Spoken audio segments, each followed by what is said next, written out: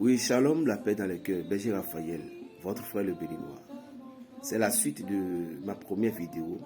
Donc, je parlais de l'âme. Donc, notre âme a besoin d'être écoutée. Tout simplement, je peux vous dire votre cœur. Mais le cœur est encore différent. Mais le cœur est la plus importante de tout ce que Dieu a besoin. Mais il y a des gens, nous suivons notre cœur, mais pas avec les discernements. Mais le cœur nous dit la vérité aussi. Parce que quand nous allons parler de l'esprit et le cœur, nous devons plutôt choisir le cœur. Parce que le cœur, notre cœur en question, les gens disent est-ce que ton cœur te parle? Est-ce que tu réfléchis bien? Ou les deux, les pensées ou le cœur. Or, les pensées, ça vient d'ici pour monter ici. C'est pourquoi l'homme doit réfléchir parfois avant d'agir, avant de faire certaines choses. Aujourd'hui, beaucoup de personnes dans le monde à laquelle je vois même des vidéos dans le monde, sur les TikTok, tout, et les gens disent que vivre la vie. Oui, nous devons vivre la vie. Ça, c'est clair et net. Mais nous ne devons pas attirer les choses physiques, les choses avec notre esprit qui ne sera pas éternel. Nul ne veut jamais être... Et je ne sais pas comment expliquer. Mais les babes n'ont pas de moi. Nul ne veut pas que sa vie soit courte. Nous voulons tous être en long terme. Nous voulons tous être éternels avec nos richesses. Si l'argent pouvait acheter la mort, les gens auront dû faire. Il y avait tellement de multimilliardaires. Or, la mort n'a pas d'amis. C'est ce que j'aimerais vous partager. La mort n'a pas de pitié. La mort ne fait pas de l'affaire.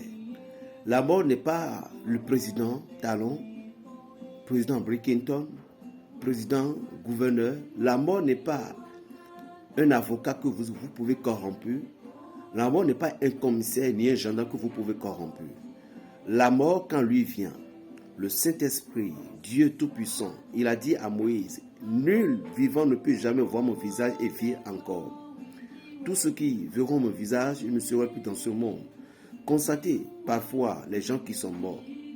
Vous allez constater parfois que quand ils meurent, ils ne sont plus dans ce monde, leurs yeux comme ça, et vous les sentez, vous voyez que le souffle est là. Bon Dieu nous le finit. Mais lorsque vous les parlez, ils vont mais elles ne sont plus là.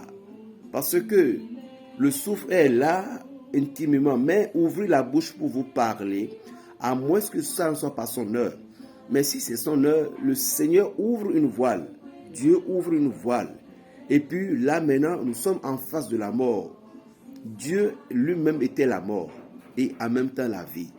Donc, lorsque les yeux s'ouvrent, nous allons voir maintenant le Maître en face. Et c'est de là que l'homme quitte le corps. La mort frappe toutes choses. La mort rend certaines personnes veuves. La mort rend certaines personnes orphelines. La mort rend certaines personnes... Et à cause de la mort, il y a des gens qui sont devenus des drogués, des bandits, des délinquants, des braqueurs, à cause de la mort seule. La mort, quand il vient, il fait son œuvre, il fait son travail. La mort, quand il vient, il frappe tout. Les protections que tu fais aujourd'hui, je ne te refuse pas. Il y a des gens qui disent que je vais vivre au-delà de 100 ans. Je ne te refuse pas. Mais au-delà de 100 ans, tu as dit, mais tu vas mourir un jour. Tu vois un peu. Parce que c'est ce que ton esprit avait attiré.